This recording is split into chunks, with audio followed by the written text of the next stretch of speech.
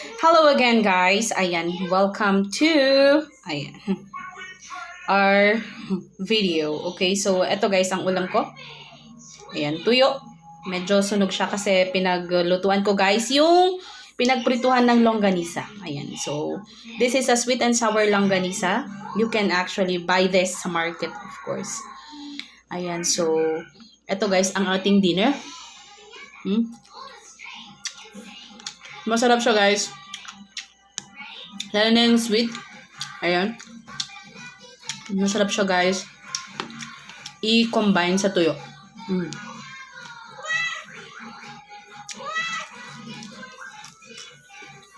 Sa tuyo guys, kinakain ko siya lahat. Pero yung buntot, iniiwan ko. Ayan. Pati yung pusa ko, alam niya. Masarap ang ulam namin. Kasi nga tuyo. Ayan. So, masarap din magkamay kung ganito yung mga ulam. So, you can try this also at home. Mag-ulam ng ganito. Simple pero masarap. Ayan.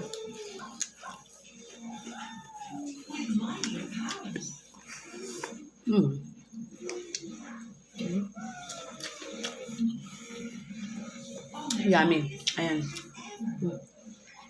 Thank you guys for watching. Bye-bye.